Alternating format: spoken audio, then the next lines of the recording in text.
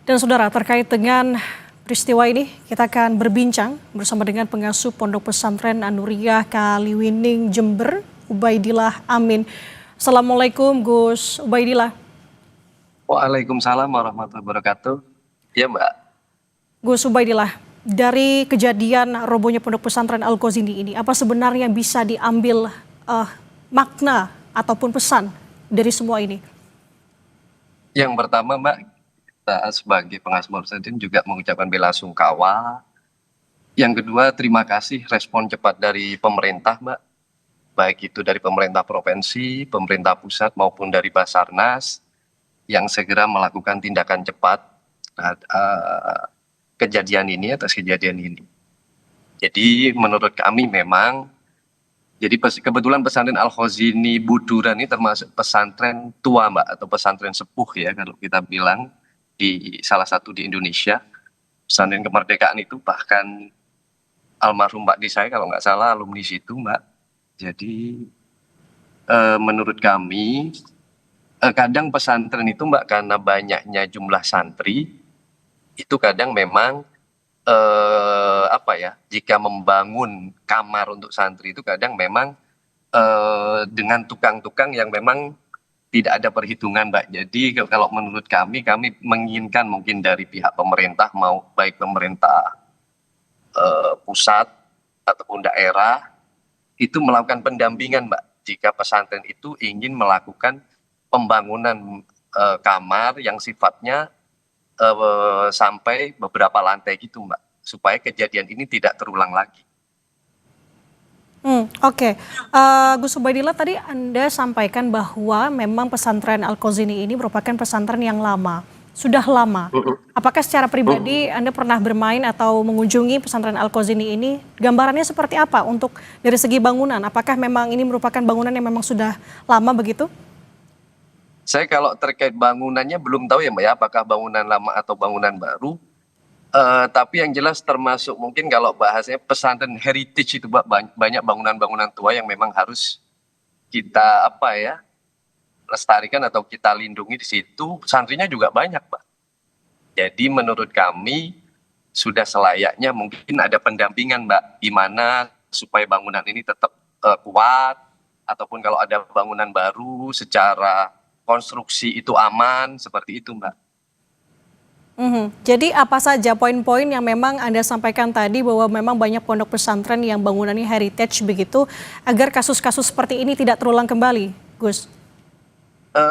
Menurut saya itu tadi pemerintah di sini hadir Mbak, memberikan pendampingan. Kadang kan anggapan kita kan kalau terkait untuk sewa atau kita minta gambar ke arsitek itu kan mahal Mbak. Sedangkan pesantren itu kadang-kadang untuk membuat kamar itu kadang pengasuhnya itu mengeluarkan dana sendiri, ataupun ada dana bantuan dari alumni, atau kadang ya dari usahanya gitu Mbak. Ya kadang beberapa kalau dari pemerintah kayak Rusunawa itu mungkin sudah jelas ya Mbak ya, secara konstruksi mereka terpantau kan, harus ada LPG-nya juga, itu bagus menurut saya Mbak. Oke. Gus Ubaidillah, selaku pengasuh pondok pesantren juga, kiranya apa yang menjadi fokus ataupun Gus Ubaidillah sendiri melihat kejadian ini, atau apalagi saat ini kondisinya masih ada korban di bawah reruntuhan bangunan pada saat proses evakuasi saat ini, Gus? Yang pertama saya yaitu selaku tindakan cepat penyelamatan Mbak, karena saya dengar kan beberapa masih ada yang beberapa santri itu yang ada di dalam reruntuhan bangunan itu segera diselamatkan. Ya mungkin secara safety alhamdulillah itu Basarnas sudah datang. Mungkin kalau masyarakat yang sekedar diangkat itu malah membahayakan. Nah jadi saya meminta kepada mungkin ya wali santri juga harus sabar, percayakan kepada Basarnas, pemerintah dalam mengevakuasi santri-santri yang ada di dalam reruntuhan itu, karena mereka juga melakukan itu dengan perhitungan cermat supaya tidak terjadi korban, seperti itu Mbak. Oke. Jadi kita dukunglah langkah-langkah yang dilakukan oleh pemerintah dan Basarnas ini untuk mengevakuasi itu. Oke, berarti memang sekarang harus ada langkah cepat ya, apalagi masih ada tanda-tanda kehidupan di mana santri masih ada di bawah Ya, reruntuhan bangunan. Yang roboh ini merupakan bangunan baru. Apa kiranya yang mungkin bisa Gus sampaikan kepada pemerintah setempat terkait dengan kondisi ini? ya ini sekali lagi Mbak, ini jadi pelajaran bagi kita, khususnya pondok pesantren jika ingin melakukan pembangunan, mungkin pemerintah juga Mbak, pemerintah supaya didampingi Mbak pesantren ini, jadi didata jika pesantren santrinya banyak, mau melakukan pembangunan sampai 2 atau 3 lantai, pemerintah hadir. Misalkan memberikan konsultasi gratis terkait bangunan, ini kekuatannya gimana, perlu cakar ayam atau gimana, seperti itu Mbak. Kadang memang pesantren ini membangun, ya yang penting jadi dulu Mbak, kamarnya santri-santri. Yang saya tahu sih sampai kadang-kadang satu kamar itu bisa 20 anak santri atau 25 Mbak. Hmm, oke. Apalagi mengingat salah satu ponpes Al-Qazi ini merupakan tadi Gus sampaikan bahwa ponpes yang memang sudah cukup lama begitu ya Gus ya? Cukup lama Mbak, dan itu saksi dari apa namanya, termasuk saksi dari kemerdekaan Republik Indonesia itu Mbak, perjuangan itu banyak kiai-kiai sepuh yang dulu mungkin mondok di situ. Beliau-beliau sudah nggak ada, mungkin pahlawan nasional kita, seperti itu.